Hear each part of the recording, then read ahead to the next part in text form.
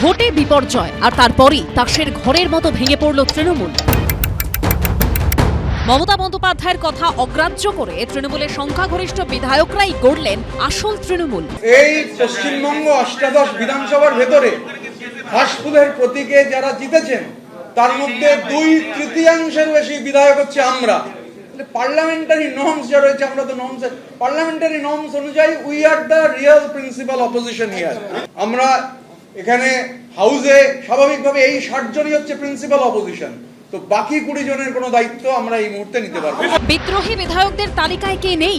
জাভেদ খান, অরূপ রায়, আখরুজ্জামান, সাবিনা ইয়াসমিন, গোলাম রাব্বানি, রথিন ঘোষ, চন্দ্রনাথ সিনহা, শিউলি সাহার মতো মমতা বন্দ্যোপাধ্যায়ের আমলে হাফ ডজনের বেশি মন্ত্রী ছাড়াও বীরভূমের কাজল শেখ, বর্ষিয়ান বিধায়ক সমর মুখোপাধ্যায়, ইমানি বিশ্বাস, নিয়ামত শেখ, গুলশান মল্লিক, প্রসূন বন্দ্যোপাধ্যায়, তৌসিফ উর রহমানের মতো বিধায়করা রয়েছেন। মিটিংয়ে ডেকেছে, চিঠি দিয়েছে, ফোন করেছে, সেই কারণে মিটিংয়ে এসেছি। মে মাসের 3 তারিখ অবধিও যে তৃণমূলে মমতা বন্দ্যোপাধ্যায় ছিলেন শেষ কথা, সেই তাঁকেই এখন নিছক পরামর্শদাতা হিসেবে দেখতে চাইছেন বিদ্রোহী বিধায়করা। মাননীয়া মমতা বন্দ্যোপাধ্যায়কে আমাদের এই পরিষদীয় দলের প্রধান পরামর্শদাতা হিসেবে থাকবার অনুরোধ জানাচ্ছি। আমরা সবাই তো দিদির যা সিম্বল, তৃণমূল কংগ্রেসের সিম্বল, দিদির ছবি নিয়ে জিতেছি। দিদি যদি মেনে নেন এটাকে, তা আপনার মেনে নিতে আপত্তিটা কোথায়? কোথায় অন্ধ স্নেহ আপনার কাজ করছে? সবাইকে নিয়ে থাকতে চাই, 80 জনই চলে আসুক, দিদি আমাদের পরামর্শ দিন, আমরা ফ্লোরে কাজ করব।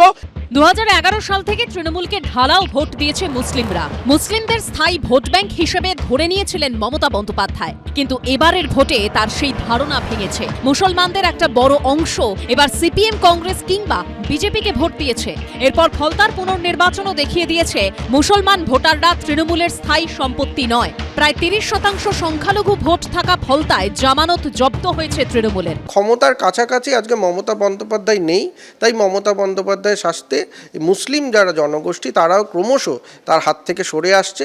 তারা মনে করছে তৃণমূল কংগ্রেসের এবং অভিষেক বন্দ্যোপাধ্যায়, মমতা বন্দ্যোপাধ্যায়ের নেতৃত্বে যে তৃণমূল কংগ্রেস, তার থেকে সরে আসলেই তারা নিরাপত্তা পাবে বলে মনে করছে তারা। বুধবার দেখা গেল তৃণমূল বিধায়কদের বড় অংশ বিরোধী দলনেতা বেছে নেওয়ার ক্ষেত্রেও মমতা বন্দ্যোপাধ্যায়ের পছন্দকে মানলেন না। 2026-এর বিধানসভা নির্বাচনে তৃণমূলের 80 জন বিধায়কের মধ্যে মুসলিম বিধায়কের সংখ্যা 34 জন। বুধবার তার মধ্যে 17 জনই আসল তৃণমূল হিসাবে নিজেদের দাবি করে মমতা বন্দ্যোপাধ্যায়ের উল্টো পথে হাঁটলেন। আমরা ভেবেছিলাম মুসলমান সত্তার একটা জাগরণ ঘটবে। এখন ব্যাপারটা হচ্ছে মমতার সঙ্গে আর কেউ নেই, কেননা উনি মুসলমানদের প্রতিশ্রুতি দিতেন কিন্তু ওদের হয়ে কিছু করতেন না, ওদেরকে খেপানোর কাজটা করতেন।